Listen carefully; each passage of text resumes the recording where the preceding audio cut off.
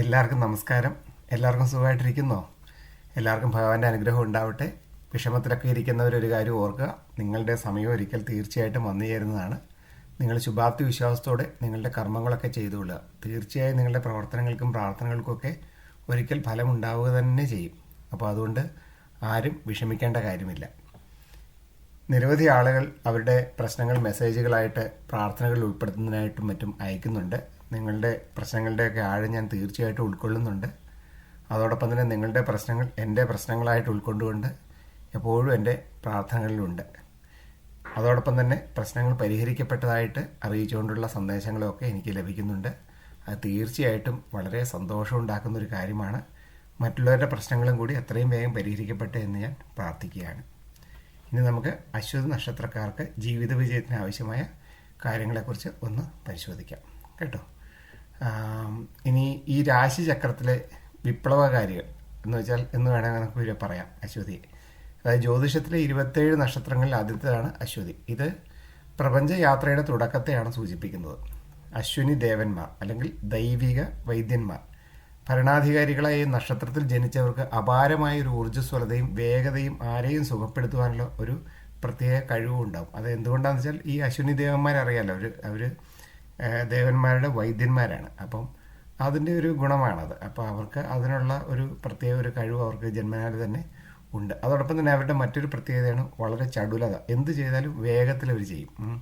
അതൊരു നമുക്ക് വളരെ പ്രത്യേകമായിട്ട് അത്തരം നക്ഷത്രക്കാർക്ക് നമുക്ക് ശ്രദ്ധിക്കാൻ പറ്റും. അതുപോലെ നിങ്ങളുടെ കുട്ടികളോ അല്ലെങ്കിൽ നിങ്ങളുടെ ബന്ധുക്കളോ ഒക്കെ ഉണ്ടെങ്കിൽ അവരുടെ ഇത് ശ്രദ്ധയിൽപ്പെടുത്തിയാൽ അവർക്കത് വളരെ ഉപകാരപ്രദമായിരിക്കും. അപ്പോൾ നമുക്ക് ഈ അശ്വതി നക്ഷത്രത്തിൻ്റെ പ്രധാന കരുത്തുകളും എന്നാൽ അവരുടെ ബലഹീനതകളും ഒക്കെ ഒന്ന് പരിശോധിക്കാം.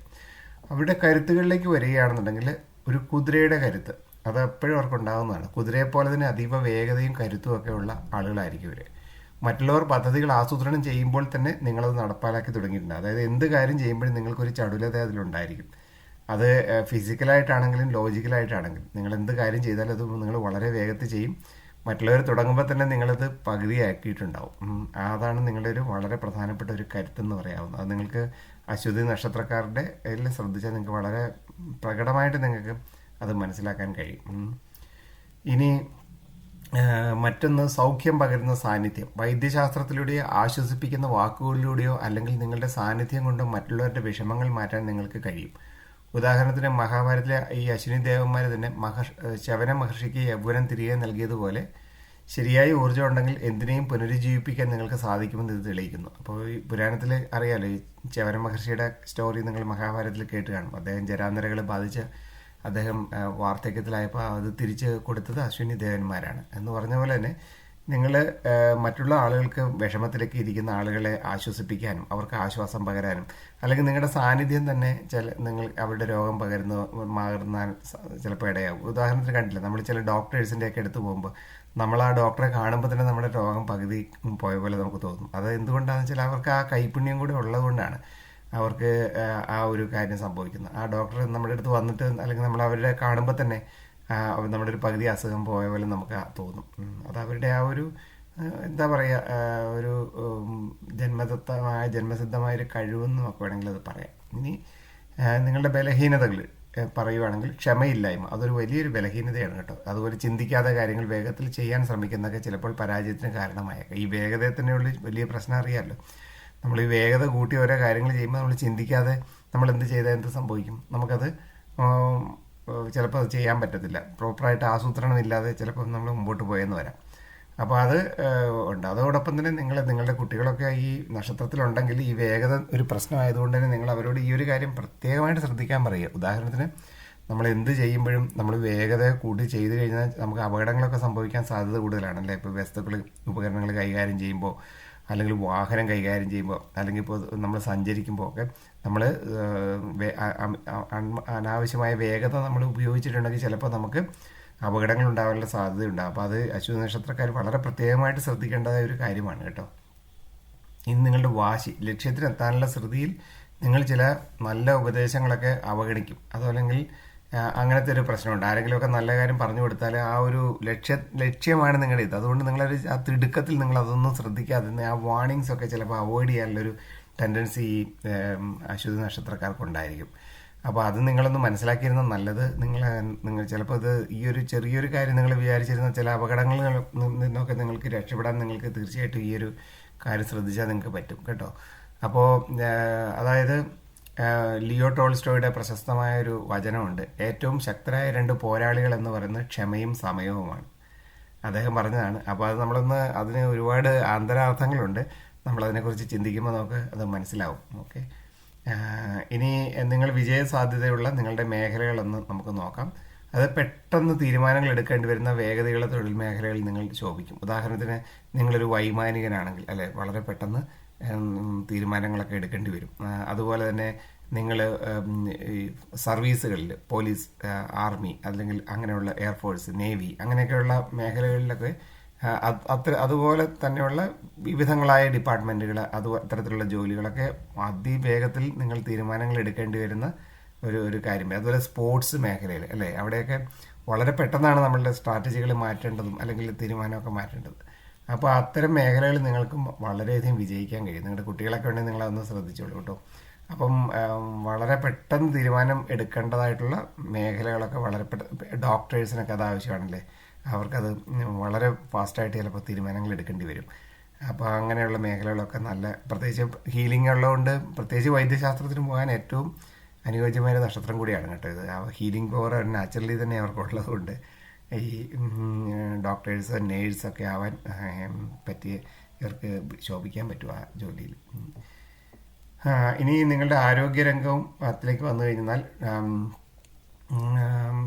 ഞാൻ നേരത്തെ പറഞ്ഞ പോലെ തന്നെ തെറാപ്പിസ്റ്റുകൾ, അതുപോലെ തന്നെ കായിക താരങ്ങൾ ഒക്കെ ആയിട്ട് നിങ്ങൾ നല്ലൊരു മികച്ച ഒരു അവസ്ഥയിലായിരിക്കും നിങ്ങൾ. ഇനി നൂതന ആശയങ്ങൾ, നിങ്ങളൊരു IT മേഖലയിലാണെങ്കിലും കലാരംഗത്തായാലൊക്കെ പുതിയ പുതിയ വഴികൾ കണ്ടുപിടിക്കാൻ നിങ്ങൾക്ക് സാധിക്കുമെന്നുള്ളത് നിങ്ങളുടെ ഒരു വലിയൊരു കഴിവാണ് കേട്ടോ. പുതിയ പുതിയ രീതികൾ, പരമ്പരാഗതമായ രീതിയിൽ വെറുതെ ഇരുന്ന് ജോലി ചെയ്ത് പോകുന്നതിനെക്കാട്ടിലും അതിൽ പുതിയ ആശയങ്ങൾ കൊണ്ടുവരാനും, അതുകൊണ്ട് തന്നെ നിങ്ങൾ വ്യാപാരം അല്ലെങ്കിൽ ബിസിനസ് അങ്ങനെയുള്ള ഇൻഡസ്ട്രികളൊക്കെ തുടങ്ങിയാലൊക്കെ വിജയിക്കാൻ ഭയങ്കര എളുപ്പമാണ്.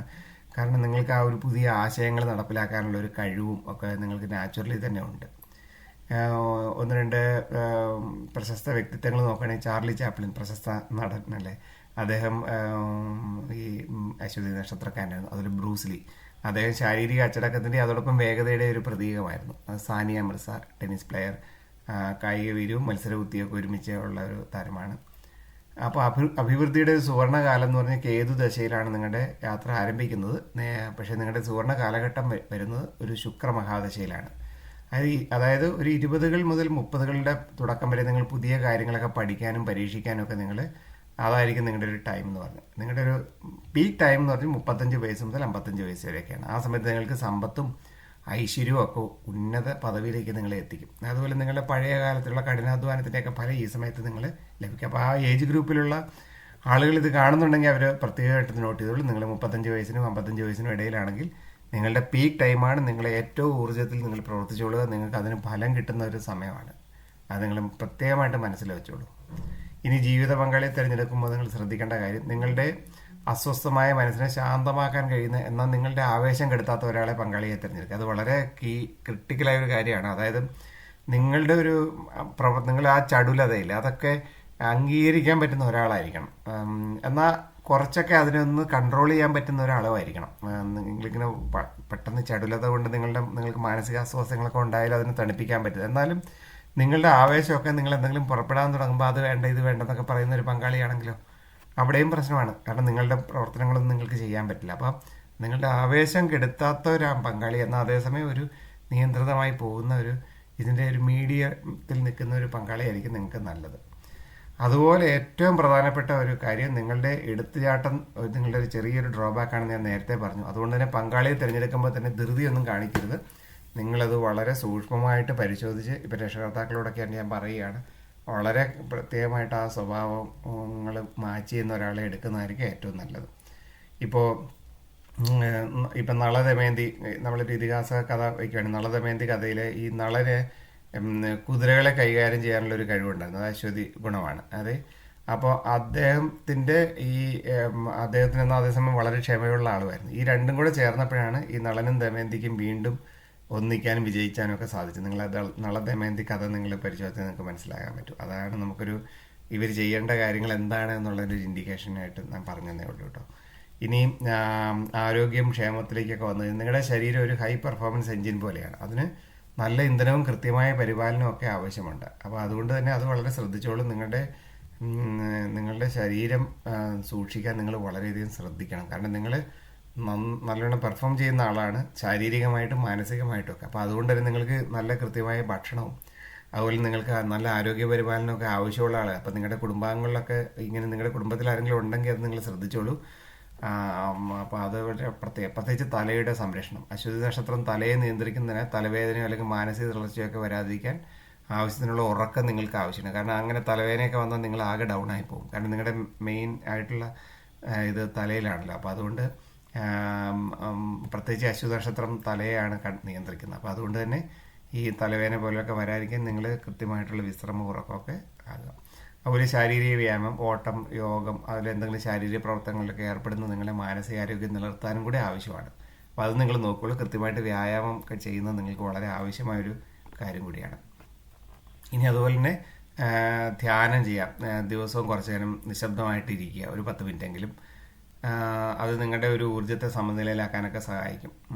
അതുപോലെ തന്നെ നിങ്ങൾ എന്തെങ്കിലുമൊക്കെ ചെറിയ ജോലികൾ ചെയ്യുമ്പോൾ തന്നെ നിങ്ങൾ എന്തെങ്കിലും അതോടൊപ്പം തന്നെ ഒരു ലോങ് ടൈം ആയിട്ടുള്ള കാര്യങ്ങളും കൂടെ ചെയ്യുന്നത് കുറച്ച് നിങ്ങളുടെ കഴിവിനെ ഒന്ന് മാറ്റിവയ്ക്കാനും സ്വയം വെല്ലുവിളിക്കാനും ഒക്കെ അത് ആവശ്യമാണ്. അതായത് മൾട്ടിപ്പിൾ നിങ്ങൾ ചെറിയ കാര്യങ്ങൾ ചെയ്തുകൊണ്ടിരിക്കുമ്പോൾ തന്നെ അതോടൊപ്പം തന്നെ ദീർഘകാല ആയിട്ടുള്ള പ്രോജക്റ്റുകളും നിങ്ങൾക്ക് വേണമെങ്കിൽ എടുക്കാവുന്നതാണ്. അപ്പം നിങ്ങൾ പൊതുവേ അശ്വതി നക്ഷത്രക്കാർ ശ്രീകൃഷ്ണ ഭക്തരാണെന്നാണ് പറയപ്പെടുന്നത്. അപ്പോൾ നിങ്ങൾ അർജുനനോടുള്ള ശ്രീകൃഷ്ണന്റെ ഉപദേശം ഒന്ന് ഓർക്കുക. വിജയത്തിലും പരാജയത്തിലും തുല്യമായ മനസ്സോടെ നിന്റെ കടമകൾ നിർവഹിക്കുക. അപ്പോൾ അങ്ങനെയാണ്. അപ്പോൾ ഫലം നിങ്ങൾ ഭഗവാന് സമർപ്പിച്ചുകൊണ്ട് നിങ്ങളുടെ കടമയങ്ങ് ചെയ്തോളുക. നിങ്ങൾക്കുള്ള ഫലം പുറകെ വരും. അപ്പോൾ അതുകൊണ്ട് അത് നിങ്ങൾ ഒരിക്കലും പേടിക്കണ്ട. അപ്പോൾ അതിന് ഈ ഉപദേശം ഓർത്താൽ മാത്രം മതി. അപ്പോൾ ഇതൊക്കെയാണ് അശ്വതി നക്ഷത്രക്കാർ ജീവിത വിജയത്തിനായിട്ട് പ്രത്യേകമായി ശ്രദ്ധിക്കേണ്ട കാര്യങ്ങൾ. ഇനി ഈ വീഡിയോ അവസാനിപ്പിക്കുന്നതിന് മുമ്പായിട്ട് ഒരു കാര്യം കൂടി പറഞ്ഞോട്ടെ. നിരവധി പ്രേക്ഷകർ അവരുടെ പ്രശ്നങ്ങളെ സംബന്ധിച്ചുള്ള വിശകലനങ്ങൾക്കും മറ്റുമായിട്ട് കമൻറ്റ് ബോക്സിൽ രേഖപ്പെടുത്താറുണ്ട്. ഞാൻ തീർച്ചയായും കഴിവതും വേഗം അതിനെല്ലാം മറുപടി വിശദമായിട്ട് തന്നെ കൊടുക്കുന്നുണ്ട്.